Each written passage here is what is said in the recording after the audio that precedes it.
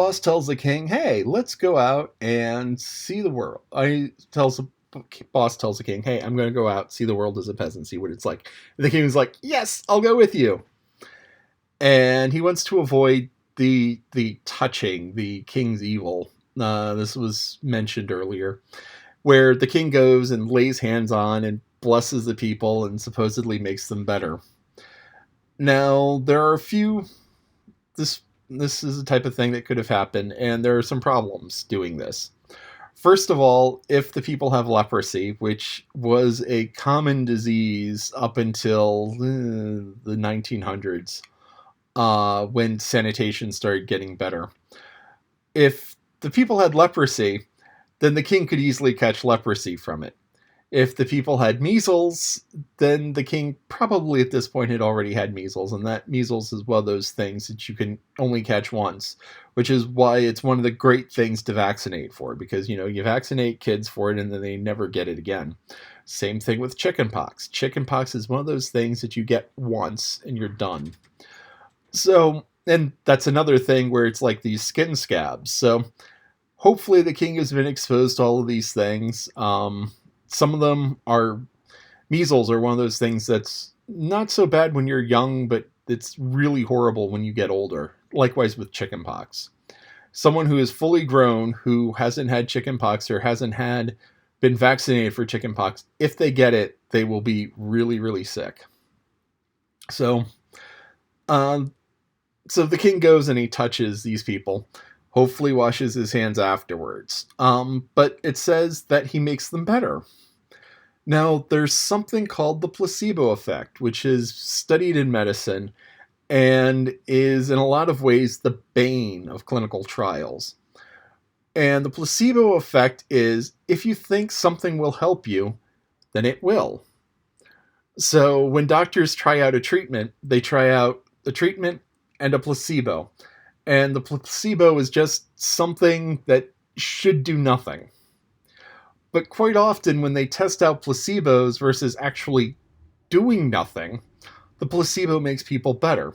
There have been studies done that show that for the first 3 or 4 weeks of treatment, placebos are slightly more effective than antidepressants, though after 3 or 4 weeks, the antidepressants actually start working and the placebos stop working. But there are times where placebos help. Placebos have been incredibly useful in pain management. There have been lots of instances where people are given a placebo and all of a sudden the pain goes away, even though it does nothing. But because they think it does something, the natural endorphins kick in and it works. So a lot of miracles can sometimes, there are a number of miracles that can be explained by the placebo effect, where you get better because you think you're getting better. So especially if it's something caused by nerves or stress or aggravated by nerves or stress.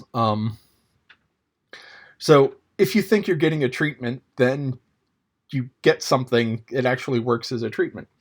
There have been studies done about what is the most effective and least effective. So big, complex, loud, noisy machinery is the most effective thing. Injections. So if you inject somebody with saline, just does nothing. It's salt water that's balanced to the body. It's harmless. And injections, that's slightly less than the big noisy machinery. Then bad tasting pills. Then good tasting pills. So it actually makes sense to make pills taste bad, because if the pills taste bad, then people think they work. There have actually been cases where they intentionally make something taste bad in order for people to think that it works. There have been things where it's like it's a medicine that tastes good and they actually artificially make it taste bad so that people think it works, which is wild and bizarre, but that's how the mind and the body work. Then the boss gets his first newspaper, and we have an excerpt of it, which is a fairly typical gossip column. And he said that, then after he reads the column, he says that, it's the same sort of thing. It's always the same sort of thing. But if you just tell the story differently, then it looks like a different story. And so this is where thesauruses come in. There are books out there called thesauruses, not so much anymore because people just use it online, where you have a list of words that mean roughly the same thing as the other word. So you have a word like hit. And, hit is just so basic. It's like, I hit the ball. And then you have a list of words that mean the same sort of thing. So instead of I hit the ball, I smashed the ball. I crushed the ball. I dinged the ball. I don't know. There's a whole bunch of them that roughly mean the same thing. And you often see this a lot in sports reporting, because how often can you say, so-and-so got a base hit? So-and-so got a base hit. No, it's so-and-so scrambled into first, or so-and-so dinged the ball into right field and ran to first. It was an easy lope to first base after crushed the ball into the outfield. So, you have all of these things that all mean the same thing. And they've actually made a computer program. This was a few years ago. And what it did was it took the sports box scores and it just put in random words that meant this roughly the same thing. And so it took just basically a grid of numbers that described the baseball game. So it's like so many hits, so many outs, so many balls, so many walks. It's just like pure numbers with no actual... But it put all of these flavored words into it, all of these words that have subtle differences of meanings. It just sort of spit out text, and everyone was like, this is so awesome. Look at this story. It must have been written by a great... No, it was an AI generated. It wasn't even a very good AI. It was just sort of babbling nonsense. But sometimes the bar is pretty low. Now, he talked about making 1,000 copies of the newspaper and the work of a man and a boy. So if you go and you typeset a page, which is pulling letters out of the case, and you'd have two cases. You'd have one case lower, one case down, and one case up. And you'd have the case down that have the more common things. So it'd have all of the lowercase letters. So the lowercase, and then you'd have the upper one with the uppercase, or the capital letters. So normally there was letters, and then there were capital letters. But with typesetting and printing, it became the lowercase and the uppercase, because a case is in a box. So you would have all of these different letters, and you'd pull it out, and someone who's proficient could just throw this down, throw a sheet of lead, throw down the next line of words, throw down a sheet of lead, throw down the next line of words, pack it all together. And then you would have the boy pull a lever, and when he pulled the lever, an ink roller would come across the paper, and the page would go down, press onto the paper, go back up. The boy pulls out the paper, puts in a new one, pulls the lever again, and the whole thing prints. And he pulls off another shade, pull down the lever. All the while, the guy is typesetting the next page, pulling letters, throwing them down. Maybe has a block with a picture on it, and the block is engraved. And he throws that down, and he swaps the one plate for the other plate, and the boy takes the pages, flips them over, puts in the paper, pulls it down, next page, pulls it down, next page. And so this is a very mechanized sort of thing of work. And at this point in time, that's at the point of the time where the book was written, this is how it did.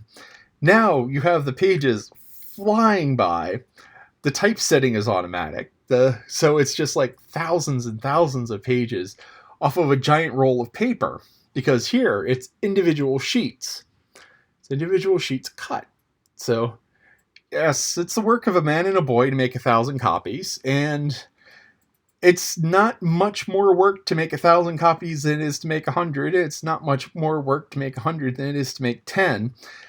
And it's pretty much the same amount of work to make 10 as it is to make 1. Not saying that, 1,000 comes easily, but it's a lot of work in the initial setup of setting up the page with all of the lines of text and all the sheets of lead and getting it packed before the boy just goes... He's just, pulling the paper. So, it's a lot of work getting the page set up, but once you do, it's just a very mechanical process. Now, I've said before about producing things. So yeah, once you have the printing press and once you have all the letters, Gutenberg's big invention with the printing press wasn't so much the movable type because that had been around for a while. His real big invention was he came up with the mixture of copper, lead, and antimony that doesn't shrink. So normally when a metal cools, it shrinks. So if you have a big pot of molten lead and you let it sit and cool, the lead's going to cave in.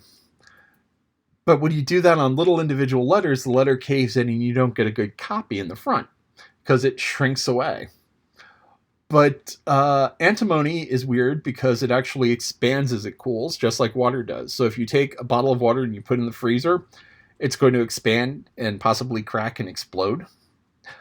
But antimony is like that. So if you take antimony, big thing of melted antimony, and let it cool, it's going to puff up in the middle like bread. So it expands as it cools, which is very weird. But anyway, Gutenberg did mad metallurgy and came up with this thing that as it cooled, it remained the same size, which means you could cast the letters in the mold, let them cool, and then all of a sudden they were the same size. So you had this nice crisp printing that wasn't available before. And, oh, yes, the 1,000 sheets of paper. That's probably one of the most ridiculous things here. Making paper is kind of difficult. You have two different processes. You have two different things paper is typically made out of. You have it either made out of cloth, sort of cloth. It's made out of cloth fibers, which is referred to as rag paper because typically what they did was they took old rags and they ground them up and made paper out of them. Or there is wood pulp paper, which is made from wood. And so what you do is you take the wood and you shred it and you get it really, really fine, smaller than sawdust. So it's all of these really fine fibers. And you mix it with water and you get this kind of hot mess called a slurry.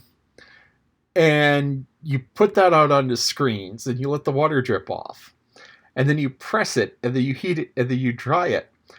And this is a long, slow, complicated process that once again, in modern times, we have this whole thing where you have the hot slurry of paper going over a metal roller. The metal roller goes over another metal roller. The water gets squeezed out. It gets heated up, passes on. And this whole thing is done in this continuously streaming process where you have trees go in, get pulped. The pulp goes into the water goes in. And I mean, it almost looks like magic to watch it. In a lot of ways, it kind of is. But it takes a lot of industry to build up the machines because you have to have these rollers, and the rollers have to be perfectly smooth and perfectly round and perfectly even across the full width of the paper. And, nowadays we do 12 feet and cut it into thirds. But even if you're doing a 48-inch broadsheet, that's still a lot of roller to have perfectly round, perfectly flat, perfectly smooth. And you need a bunch of them because you need some to press it. You need to narrow it down so that you have the big, huge mass. And then it gets squeezed down and squeezed down and squeezed down. And you have other ones that heat it. So it's this whole big, complicated thing that, yeah, it's rough to do. And so he would have to bootstrap the whole paper making industry in order to do this, which is in a lot of ways kind of absurd. But, he has his newspaper and he has his gossip column and all of the monks are enthused by this. So he's been kind of fighting this unintentional backwards war against the church, trying to take away their power because right now they have as much or more power than the king does. There's a story about the Holy Roman Empire, and I can't remember which emperor it was, but the church decided to go to war with the Holy Roman Emperor. So the Holy Roman Emperor controlled half of Europe, controlled pretty much all of Northern Europe. And so he was a major power. But at the time, the church was controlled by Italy, and there was war. And as a result of this, the church said, okay, fine, we're going to shut down all of the churches in the Holy Roman Empire until you meet our demands. And so it ended up with the emperor on his knees in the Vatican in the middle of winter. So this was a very humiliating thing. And so here you have the boss going up against, some group that has essentially unlimited power. But his power is growing, and now he has a way to speak directly to them in a way that they've never seen before. Because, as I said, it's a year's work to make a single sheet. Because before, back in olden times, they had vellum scrolls, and vellum scrolls were made from sheepskin. And you skin the sheep, and you take the leather, and you peel it apart into thin things, into thin sheets, because skin peels apart like that. And so, you pull it apart into thin sheets, and then you polish it. And then you write each letter. And as part of writing each letter, they didn't have ballpoint pens, so they had this well of ink. So you dip the pen in the ink, you write a little bit of a letter, maybe even a full letter sometimes, then you dip the pen in the ink again, and you do the next one. You have to dry it with sand. It's a complicated process doing this with quill pens. And so it's a lot of writing as opposed to letter. And as I said, people who know what they're doing are just like fast, almost like typing fast, faster than writing by hand, at least. And so, they're just throwing down these letters and making the paper. And then once you have one, as I said, once you have one, you might as well have 10. If you have 10, you have 100. 100, you have 1,000. So here he is. He can put out paper so fast. And as I said, Gutenberg before, his thing was getting the letters right. So he had the ability to make as many letters as he wanted. He didn't have to go and inspect every letter. He just cast more and cast more and cast more. So he could print as fast as he could make paper, probably faster than he could make paper. But so this is the technology that evolved, and here he is. He jump-started it, and it's kind of unrealistic how he jump-started it, but hey, he has his newspaper.